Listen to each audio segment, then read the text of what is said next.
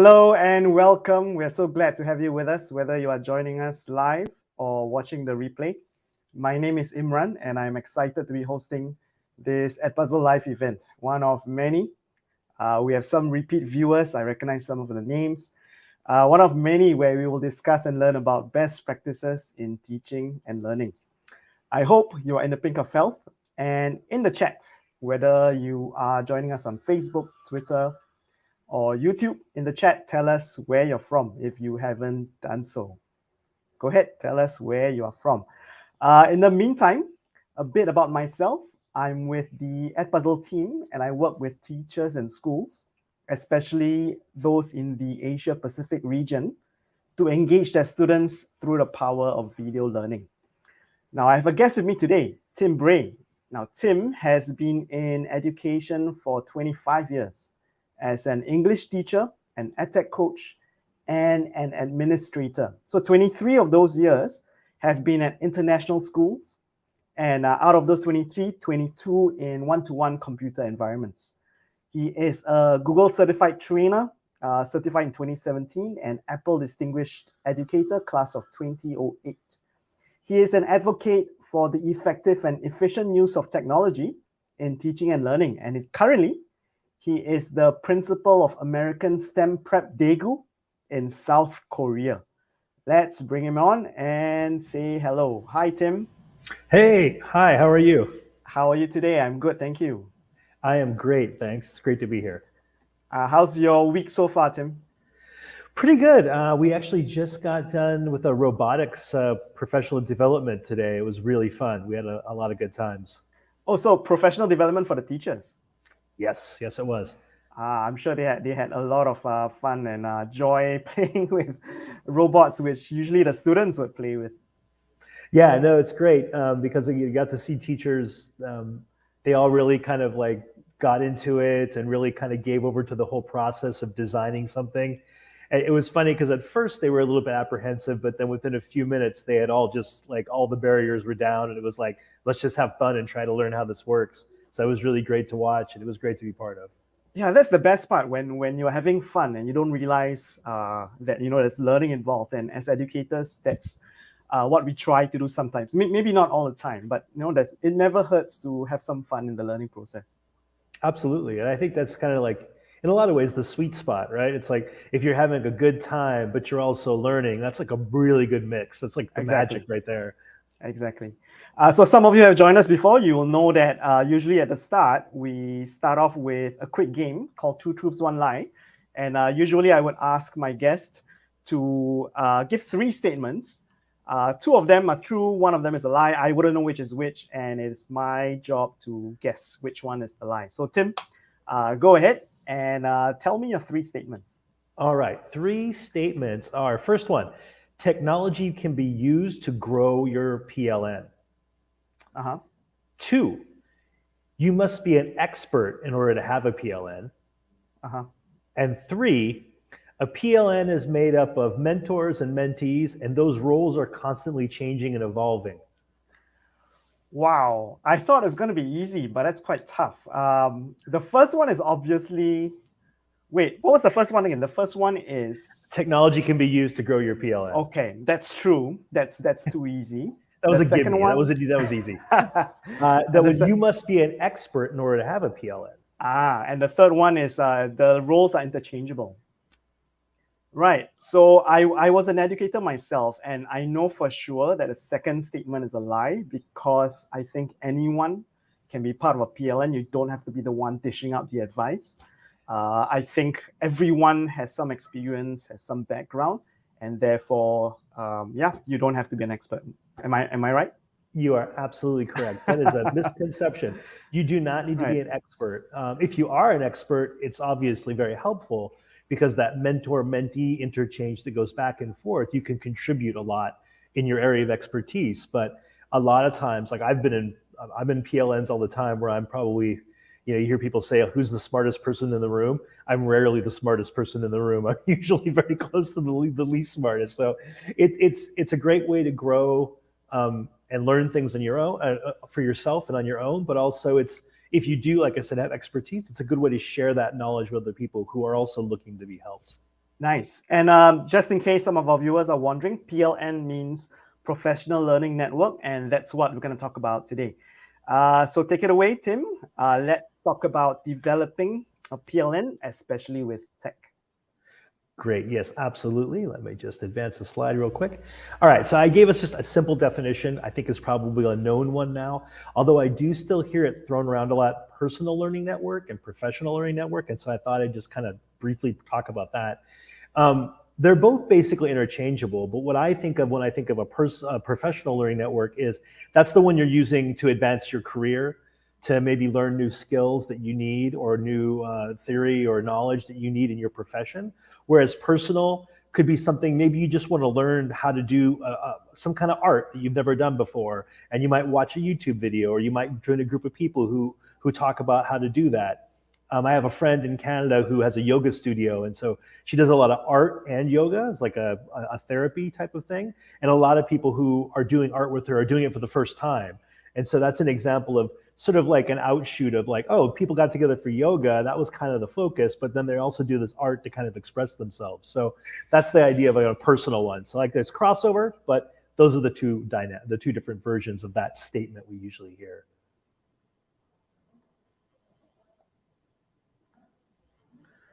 All right, so jump into the meat of it, like why develop a PLN? There's a lot of reasons. And the obvious one is like to help yourself, right? To improve yourself as a professional, to enhance your performance as a worker, to develop new skills. But there's also some other kind of like benefits that come out of it that aren't often discussed, and I think are just as important, and maybe even in some ways more important.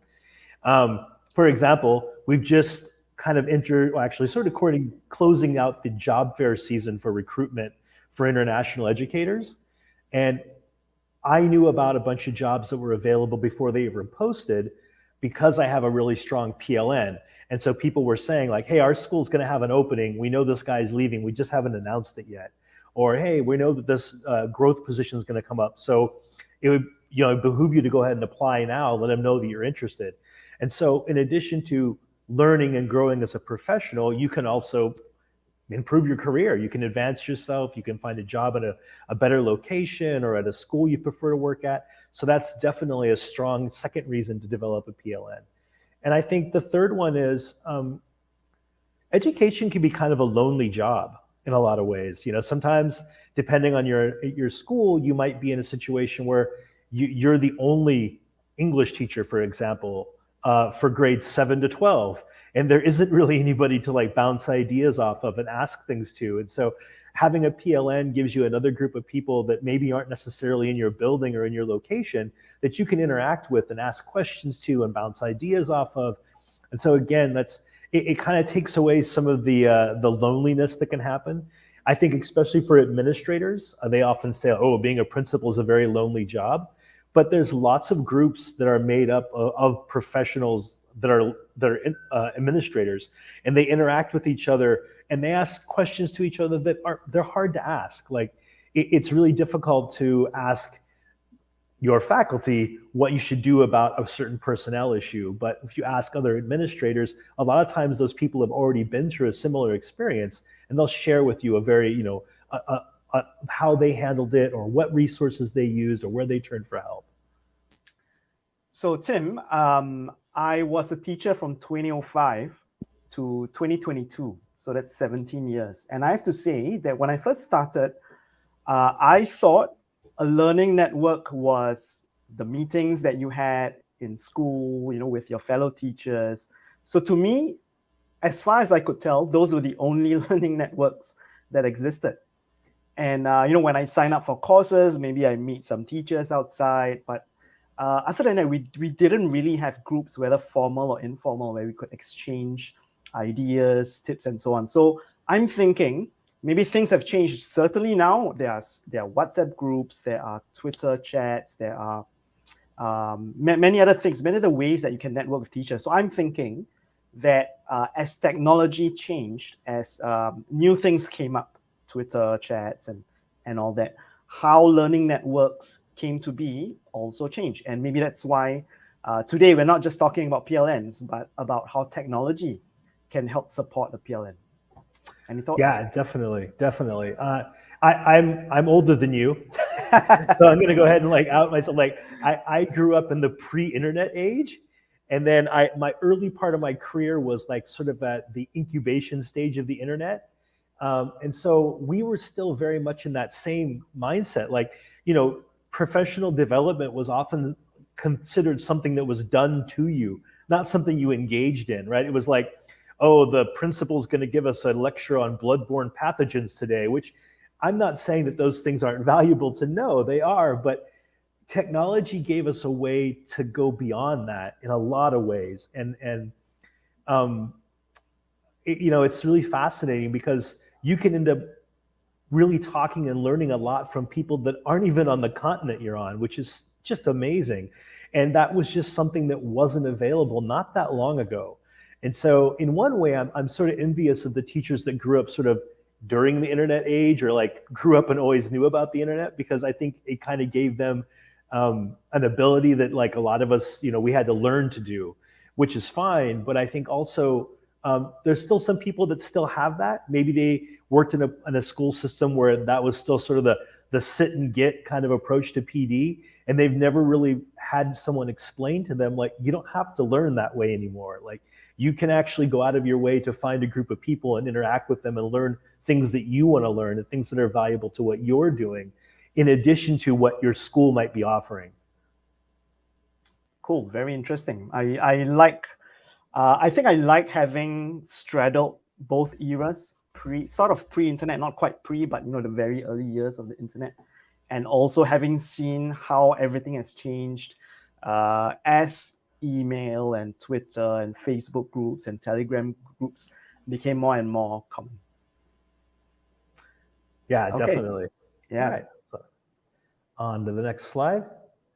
We kind of just touched on this, but we'll go back over it again. So I think this is part where I'll talk about some more specifics, because early on, when I was doing edtech, because I was in edtech and I wanted to give people some like good advice, I grew a lot of different avenues for my personal learning network, my professional/personal learning network. I'm in some groups on Facebook. I'm in a lot of different groups on Twitter, and there's a lot of hashtags I follow.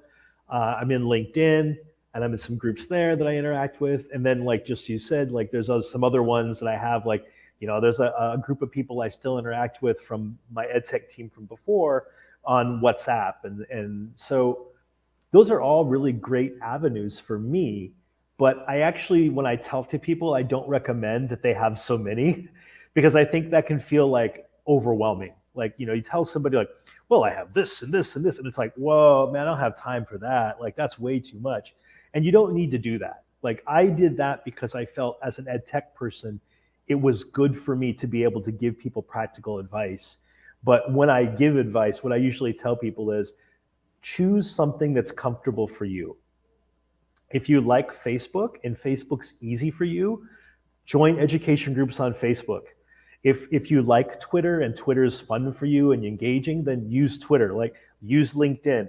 Whatever system works for you, that's the one you should really buy into and try to develop through that system and that platform. And that way it won't feel overwhelming. It won't feel like, oh my gosh, I have to be in 20 groups. No. You know what? The best thing is to be in like 1 or 2 groups that are very active. I find that's much more rich and much more engaging, and you get much better information. My main one is a personal thing for me, and I'm not here to advocate any specific platform, but mine has become Twitter. And part of that reason is when I used to go to face-to-face conferences pre-COVID, I met a lot of people in the region of Asia where I was working that were on Twitter. And so as a way to kind of like continue the growth and the conversations that we had at conferences, we turned to Twitter. And now we have a lot of like back channel, like DM Twitter chats where we're not on the main feed, we're just interacting with each other. And it's super powerful because I can ask something very specific, like, how are you guys, can you share with me your responsible use policy? And I'll get like 5 or 6 or 7 people that will just like, yeah, here's our current one, or here's our draft of our new version of it, or whatever. And it's like, that's really helpful to me as an educator. And I can feed back into that group because a lot of times people will ask me or ask the group a question, how are you guys handling something like StreamYard? This is a great example. I was able to give some help to people a couple of years ago because, as I mentioned to you, as the lead up to this, when we were talking and engaging, we did a sports day and we used StreamYard as our way to kind of bring students in because they were at home. And so we were having them live stream in and then sharing what they were doing as a way to motivate the other students and to kind of like share and celebrate together.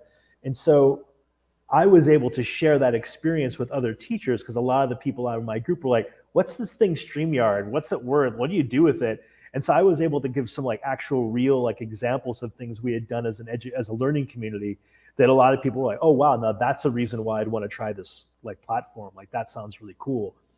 And then things like this, people started using it as a way to do like webinars, to offer PD. And so another kind of like offshoot of that came out of it. And so I've had some people approach me about this, like, oh, well, how would you approach doing StreamYard and using it for a webinar? And I've been able to explain to people how to do that. So I would like to invite some responses from our attendees because we have teachers from Malaysia, from Oman, from Singapore, from the Philippines, and chances are your own context is maybe somewhat unique to you. So I would like to ask our attendees, what is the professional or personal learning network that is that is internet-based, that is maybe most prevalent in your community, in your district, in your region, or in your country? So let's see whether we can have some responses. And in the meantime, I'm going to share my own experience.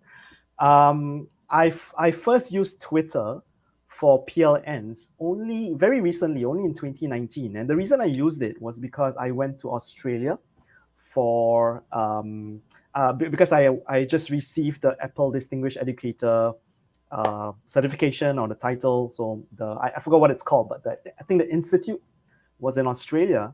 And apparently most of the educators from Australia, from many countries in the Asia Pacific region, they connected over Twitter. And so that was when I started my Twitter account. And the learning was so rich. Like you said, I could ask a question and I'll have like 10 responses. And because they're from all over, the learning was from very diverse sources. So I was very pleasantly surprised because up till then, I had never considered Twitter to be a source of learning for me as an educator. Now, the thing is, when I came back to Singapore, I realized that almost no educator in Singapore used Twitter for exchange of ideas, sharing of information. Maybe they had personal Twitter accounts, but they almost never used it for the exchanging of ideas. And I would say, Singaporean educators, you can correct me if I'm wrong, I would say that in Singapore, maybe the most prevalent ones would be Facebook groups and maybe WhatsApp chats, like WhatsApp groups, right? I feel that the kinds of interactions on Facebook and on WhatsApp are a bit different from the ones on Twitter. I don't know why, but it seems to me that the sharing is a bit more rich when on Twitter. So maybe that's just a perception. I'm not sure. Let's see some of the responses. So, okay, I'm gonna show it on the screen. So there is, I think this person is either from Malaysia or Singapore, I'm not sure, or maybe Hong Kong. Locally, Facebook, international, Twitter. So this person, I know him, I know Enoch. He's an educator in Singapore, so Facebook and Twitter. And this person, Boots for You, for local international teachers, Facebook. So what about you, Tim? What about in South Korea? What is the most prevalent for the educators there? I think there's two. I think there's a lot of people who still engage on Facebook, and usually where that comes from, or at least where that developed, is in the old days. But we're still doing Corcos. There's still a conference called Corcos. It still happens, but of course during COVID it didn't go dormant, but it had to go online. But there were several groups that kind of developed in the past to interact. One of them I know is a group of librarians. And if you're a librarian, it can be a really lonely job because a lot of times a school will just have one. And so there's a really rich PLN of Core Coast librarians that use a Facebook group to interact. And I know that because my librarians told me in the past. They're like, this is where I learned about this, and this is how I found out about this. And it was like, they're always really excited to interact with other people. That seems to be their way of going. I know also there's a special education group on Facebook as well for the teachers here in Korea that work at overseas schools. And so there's that, definitely. And I think there's still a group that also interacts on Twitter, but I have a feeling that it's probably more Facebook based for most people. Mm-hmm. So we have an interesting comment here from Miss Han. So she says, for younger, Instagram and Twitter; for adult or older, Facebook. I'm wondering, what about the young teachers who might be missing out on all the good stuff that is being shared on Facebook, and also vice versa? What about the older teachers who are not on Instagram? So yeah, it's a bit tricky. For example, again, because I'm based in Singapore, there is a huge Facebook group here in Singapore. I think there are almost 18,000, 20,000 members in the group. So there's a lot of sharing there. But it could also mean that maybe the young teachers, and I would say that some young teachers actually don't have Facebook. So, maybe they might have to create a Facebook account just to take part. So I'm wondering, is there something that is a bit more universal? I'm sure there isn't. I'm just wondering out loud, what's the best platform for teachers out there? Well, that you mentioned, another one that's come up recently that got brought to my attention is TikTok. There's apparently teachers TikTok, and it's like a big thing. And I don't even have the app on my phone. Like, I just was like, nah, I can't do this. That's just one more thing. But obviously there's a lot of people who are engaging that way. And so it goes back to that thing I mentioned before, right? Where's your comfort level?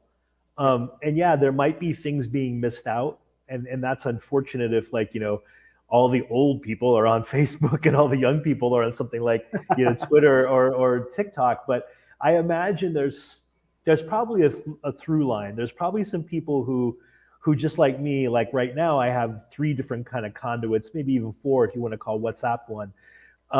There's probably somebody who's a little bit younger than me that's like had a crossover time with like, well, there were some people on Facebook, and so I'm still part of that one group on Facebook, but now I'm really using TikTok. So I have a feeling that happens. There's probably still some crossover. So those ideas probably cross-pollinate more than we think. But yeah, it would be a real drag if it was just like siloed and it was like, nope, nobody under the age of 40 knows anything about what happens on Facebook anymore. One thing I've heard is because these are all educator PLNs. Most people in the PLNs are teachers or involved in education in some way.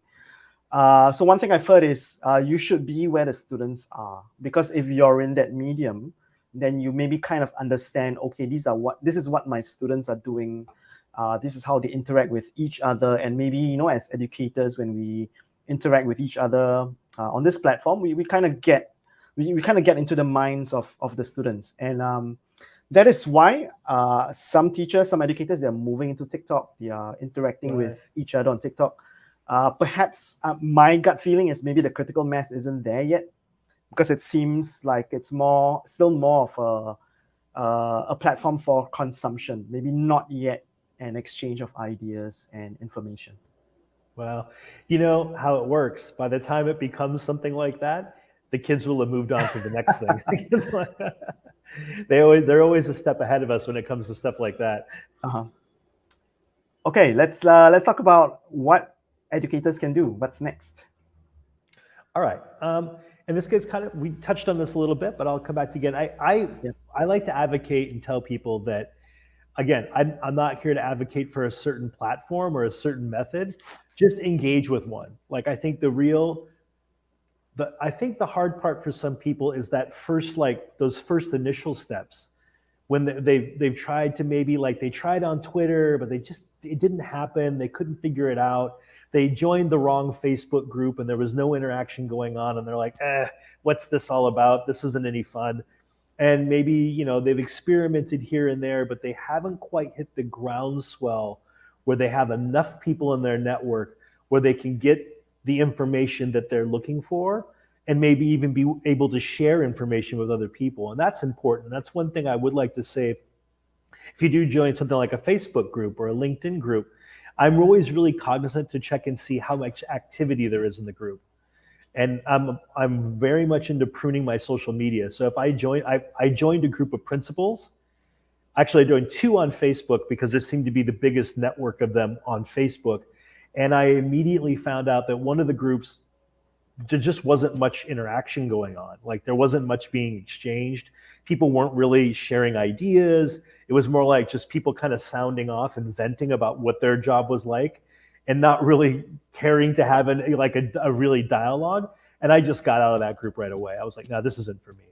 And so I would say that's one thing you could do is as you're trying to grow your PLN, ask around, look for support.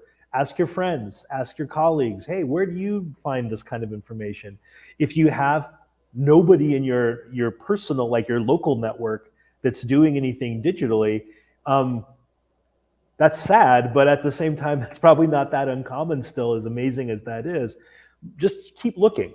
YouTube's a great source of stuff. Like I learned how to do some like basic plumbing that I needed to learn how to do because a pipe broke. I learned it on YouTube, and I didn't really interact with anybody. I just searched for a video, and there was a guy who was showing like, this is how you install a pipe if it's broken. But when I looked in the comments, there were actually a lot of people who were sharing really great comments, and you can interact with them in the comments. And so there's all kinds of places where you can maybe find the interaction you're looking for, and that might lead to something else. A connection you make on YouTube in the comments section might lead you to a Telegram group. You don't know where it's going to lead. And so that's one thing to be aware of, is like try to be open to feeling comfortable asking questions and also feeling comfortable, giving advice, but know that it takes a little time to get to a point where it's a rich experience. I had actually initially joined Twitter of a colleague's recommendation. It was in 2007. And I used it for about a week. And I was like, what is this? This is garbage. Like, I don't need this in my life. Early days, 2007. Yeah, and it set dormant. Like I did literally nothing with my account until I think I went to 21st Century Learning Hong Kong conference in 2010. And then I met a bunch of people and they were all on Twitter. And that's when it clicked. And I was like, oh, okay. Now I've got like these 15, 20 people that I'm interacting with, and I'm getting a lot more out of this experience. And then it just grew. Then it just got bigger and bigger and bigger for me. So that moment can happen, in whatever platform you're on. I would say just keep trying to push yourself to experience. I use some advice. Another bit of advice I'll give is, because it can seem overwhelming at the beginning. If you're not used to this and you haven't tried, it can feel like, oh, wow, there's too much effort going on. My guitar teacher, when I was 15 years old, had a trick. And he said, you know what? You only have to practice 10 minutes a day. Okay, it was a trick. Obviously, you need to practice way more than 10 minutes a day if you're going to get proficient at the guitar. But he was trying to have me build a habit. And so he knew if he said, play the guitar an hour a day, there was no way that was going to happen to a 15-year-old, punk kid from rural Montana. He was like, 10 minutes. Because he knew there'd be some days when I'd sit down and I'd pound out 10 minutes. I'd look at the clock. Okay, it's been 10 minutes. I put the guitar away. But there'd be other days where I'd sit down and I'd play the guitar for 3 hours. And so I'm looking at developing a personal learning network, very professional learning, like very same. Like, put 10 minutes a day into it. Just spend 10 minutes a day. Everyone can afford 10 minutes. You can do 10 minutes when you have your coffee in the morning. You could do 10 minutes after dinner at night. Like, you can find 10 minutes in any day to dedicate to developing your own personal professional learning network and developing your skills. And if you make that commitment, then yeah, there's going to be some days when you pound out one tweet and that's it for the day, or you found one cool article that somebody shared and you're like, oh, I'm going to read that later. But there'll be other days when you have some time and you might just sit down and like really get into interacting with people online for a little while. And that might take 30 minutes, 40 minutes. Maybe you'll do a webinar like this and spend 30 minutes doing that. Like, those things can come from that little bit of time commitment. Cool. Is it time for Q&A? Yeah, sure. Yeah. Okay, let's go for it. So this is not a question, but it's I thought it's an insightful comment. For sure, I feel myself that it is precisely the diverse perspectives that make anything internet based that's a PLN worthwhile. Because, like I said, when I started in 2005, I could only ask my teachers at my school, or the courses that I go to. But with the internet, I think that diversity is so rich, and I always find a way to translate it into my classroom teaching and learning. We have a question from Enoch Ng. So I think it's a tough one, so I'll pass this to you. So he is Wow. asking, how does AI change the way we learn from each other? That is such a huge question. And, with the whole thing about, was it the new chat? Oh, I can't remember the name of that new chat. Chat GPT? Yes, yes. Yeah. I've got Yeah. the program. I've been playing around with it. In a way, I don't think it really changes that much yet. I think potentially it could be amazing. Like, the ability to ask any question you have and have the AI kind of scan the internet and bring it all to you and kind of write you a little like understandable description of what something is or how something works. But I still think as humans, we're going to look for the human interaction and the human element. And one thing AI won't be able to give me is like, what was their classroom experience with this? Let's say it's something more like restorative justice. Maybe I'm curious about restorative justice practices. I just don't see AI being able to tell me, I've used restorative justice in this situation with students in this problem, and I was able to fix their interactions this way, or I was able to help resolve their conflict this way. Like, I don't see AI being able to do that immediately. Maybe in the long run, yeah, but like at least for the short term, no. Those are going to be things we still have to ask each other as humans, I think. I think a lot of us are still figuring out how this fits into our daily teaching and learning practices. So I think it's something definitely is going to play a big part in even professional learning, but I think we're all figuring it out. But the important thing is you should start to figure it out. Yeah. It's not Definitely. going to go away. Yeah, no, it's not. The yeah. genie's out of the bottle. Yeah, Like, and that's right. I've seen this multiple times in my career. Now being a little bit older, I've seen these things. I remember when one-to-one computers was this is ruining education. Kids can never learn. It's such a distraction. And then we adapted and we learned how to use them educationally, and we learned how to hopefully people are still doing this to help kids learn how do you use the device wisely, how do you use it appropriately. And then the same thing happened with devices, mobile devices, right? I remember people saying we should ban all cell phones in school. Luckily, I've never worked at a school that did that. We found ways to say, no, there's an appropriate time and place for the device. Same with this. There's going to be appropriate uses and things that are inappropriate. And we're going to talk to kids about what that means and what are the ethical dilemmas of the situation. You're using it to turn in your homework? Probably not the best use of it. You're using it to find out some more information about something that you didn't know about. Amazing. Like, great. Right. One last piece of advice, because chances are the educators who are joining us today, chances are they're already in a PLN. That's how they found out about this webinar. Probably. So would you have a piece of advice to them? What is one thing they can do right after this, maybe later this afternoon or later this evening? What is one thing they can do to just level up a little in their PLN game? Oh, wow. That's a big one. I think if you have been approaching the situation mostly as a maybe mentee, you've been mostly the one asking the questions, start to dip your toe into being the person who answers the questions. Your answers don't have to be 100% accurate. You don't have to answer. You don't have to be the expert on something to answer a question. And you can just speak to your own truth. It's like, hey, a lot of times we've had certain things happen in our classrooms or in our interactions with colleagues, and that's valid. Like, those things legitimately happened, and it's okay to say, like, I've had this experience.